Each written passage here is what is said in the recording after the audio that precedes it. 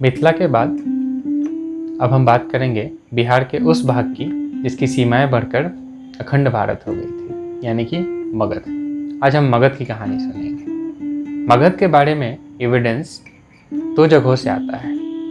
पहला और सबसे पुराना एविडेंस जो आता है वो आता है महाभारत से, महाभारत काव्य से। महाभारत काल में इस जगह पर बृहदत्त वंश का राज हुआ करता था, जिसमें एक बहुत ही क्रूर राजा था जरासंध। जरासंध दो बातों के लिए बहुत फेमस है। पहली तो श्री कृष्ण से उसकी लड़ाई, भगवान को उस लड़ाई में रण छोड़ना पड़ा था, इसीलिए उनका नाम रणछोड़ भी पड़ा। और दूसरी बात जो उसकी आखिरी घटना थी वो थी भीम से उसकी लड़ाई, जिसमें जरासंध मारा गया। दूसरा साक्ष्य आता है दो किताबों से, एक वायु पुराण से और दूसरा अंगुत्रा निकाय से। अंगुत्रा निकाय एक बुद्धिस्ट टेक्स्ट है, तो इन दोनों किताबों से मगध का दूसरा साक्ष्य आता है। ये दोनों किताबें कहती हैं कि मगध एक जनपद हुआ करता था और 16 महाजनपदों में से एक जनपद था। ये 16 महाजनपद जो थी वो 800 से लेके 600 ईसा पूर्व में थी, और ये 16 इस प्रकार थी: अंग, अस्क, अवंती, चेदी, गंधार, कंबोज, काशी, कोसाल, कुरु, मगध, मल, मत्स्य, पंचाल, सूरसेना, वाजी और बमसा। बाद में जाकर ये जनपद संगठित हो गई और 4 राज्य बने: वत्स, अवंती, कोसाल और मगध। हम अब सिर्फ मगध की बात करेंगे। जो सबसे पुराना वंश यहाँ राज करता था वो था प्रदोत वंश। प्रदोत वंश ने लगभग 100 साल इस धरती पर राज किया। इसके बाद आए हर्यंक वंश। हर्यंक वंश के 2 राजा बहुत ही फेमस हुए, एक बिंबिसार और दूसरा उनका पुत्र अजातशत्रु। बिंबिसार बुद्धा के कंटेम्पररी थे और महावीरा के भी। बिंबिसार बुद्धा के बहुत बड़े फॉलोअर भी रहे। बिंबिसार का पुत्र अजातशत्रु एक क्रूर राजा था, लेकिन क्रूर होने के साथ साथ बहुत शक्तिशाली और ताकतवर राजा था। उसके अंदर अपनी सीमाओं को बढ़ाने की बहुत इच्छा थी, जिसके कारण वो अपने आसपास के शांति प्रिय राज्यों पर आक्रमण करता था और उनको अपने सीमा में मिला लेता था। इसके कारण उसके बहुत सारे शत्रु हो गए थे और उसकी राजधानी जो थी हमेशा शत्रुओं से घिरी रहती थी। अजातशत्रु ने अपनी राजधानी को सुरक्षित करने के लिए अपने मंत्रियों को आदेश दिया कि एक ऐसा जगह बताए जहां राजधानी सुरक्षित रह सके। मंत्रियों ने कई साल तक खोजा और फाइनली पाटलिपुत्रा को मगध की राजधानी बनाने का सुझाव दिया गया। अजातशत्रु भी पाटलिपुत्रा को मगध की राजधानी बनाने के लिए मान गया। पाटलिपुत्रा को राजधानी बनाने का 2 मुख्य कारण ये था कि पाटलिपुत्रा गंगा के किनारे है, एक तरफ से सुरक्षित और व्यापार के लिए भी उत्तम स्थान है। पाटलिपुत्रा का पुराना नाम पाटलीग्राम, पाटलीग्राम से पाटलिपुत्रा और पाटलिपुत्र से पटना बनने की कहानी बहुत ही रोचक है। पहले हम जानते हैं पाटलीग्राम। पाटलीग्राम जो नाम पड़ा वो एक राजा की पुत्री थी पाटली, उसके नाम पे पड़ा था पाटलीग्राम।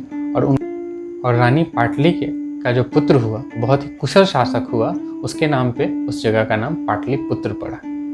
पाटलिपुत्र से पटना बनने की 2 कहानियां हैं। एक कहानी जो धार्मिक किताबों से आती है और दूसरी कहानी जो व्यापार से रिलेटेड है। पहले हम धार्मिक कहानी की बात करते हैं। जब माता सती का आधा जला हुआ शरीर भगवान शंकर लेकर तांडव कर रहे थे, तो माता सती का पट वाला हिस्सा यानी कि जांग का हिस्सा इस जगह पे गिरा था, जहाँ पे आज एक मंदिर है जिसको पटन देवी मंदिर कहते हैं।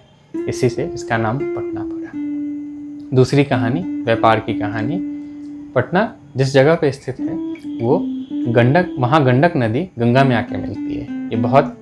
यहाँ पे एक बहुत बड़ा बंदरगाह हुआ करता था, जहाँ से यहाँ के लोग व्यापार करते थे। बंदरगाह को पाटन कहते हैं और पाटन से हो गया ये पटना। वहीं दूसरी ओर गंगा के उस पार लिच्छवी और वाजी कन्फेडरेशन ने मिलकर विश्व का सबसे पहला गणतंत्र बनाया।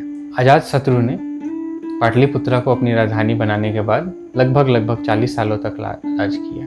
उसके बाद आए शिशुनाग वंश। शिशुनाग वंश के जो शासक थे वो लगभग 100 साल तक वहाँ राज किए और शिशुनाग वंश को फाउंडर ऑफ मगध एम्पायर कहा जाता है। उन्होंने मगध एम्पायर की नींव रखी। इसके बाद नंद वंश का साम्राज्य स्थापित हुआ। नंद वंश के साम्राज्य के शुरुआत में तो चीज़ें बहुत अच्छी रहीं। बुद्धिज़्म और जैनिज़्म का बहुत ही प्रचार प्रसार हुआ, लेकिन जैसे जैसे नंद वंश पुराना होता गया, लोगों पे अत्याचार, उनका शोषण बढ़ता चला गया। साम्राज्य में एक विद्वान व्यक्ति का जन्म हुआ जिसका नाम बाद में चाणक्य पड़ा। चाणक्य अपने शिक्षा दीक्षा के लिए तक्षशिला चले गए। तक्षशिला आज के समय में पाकिस्तान में है। तक्षशिला में उन्होंने शिक्षा दीक्षा हासिल की और वहीं शिक्षक बन गए। अलेक्जेंडर का आक्रमण हुआ। वो अलेक्जेंडर जो ग्रीस से चला था और सारे देशों को जीतता हुआ भारत की तरफ बढ़ रहा था। चाणक्य विद्वान होने के साथ साथ दूरदर्शिता भी थे। उन्होंने अलेक्जेंडर से होने वाले खतरे को पहले ही भांप लिया था और उन्होंने बहुत रिक्वेस्ट की वहाँ के राजाओं को एक साथ होकर अलेक्जेंडर का सामना करने के लिए, लेकिन सिर्फ पुरुराज पौरव ने उनकी बात मानी। पौरव अलेक्जेंडर से लड़े, लेकिन पहली लड़ाई वो हार गए। पौरव के हारने के बाद चाणक्य धनानंद से मदद मांगने के लिए अपनी जन्मभूमि वापस आए। धनानंद ने उन्हें मदद करने से इनकार तो कर ही दिया, साथ में भरी सभा में उनका उपहास किया। इस उपहास को यह विद्वान व्यक्ति बर्दाश्त नहीं कर पाया। यानी भरी सभा में यह प्रतिज्ञा ली कि वो नंद साम्राज्य का खात्मा कर देंगे। जब तक मैं धनानंद जैसे राष्ट्र विरोधी शासकों का उद्धार नहीं करूंगा, तब तक मैं चाणक्य का पुत्र चाणक्य अपनी शिखा नहीं बांधूंगा। जब वापस जा रहे थे तो रास्ते में उन्हें एक बालक दिखा। बालक में उन्होंने पोटेंशियल देखा कि आगे चलकर वो महान चक्रवर्ती सम्राट बन सकता है। चाणक्य उसे अपने साथ ले गए, उसे शिक्षा दीक्षा दी। इसकी बाद की कहानी हम अगले वीडियो में देखेंगे। तब तक के लिए नमस्कार।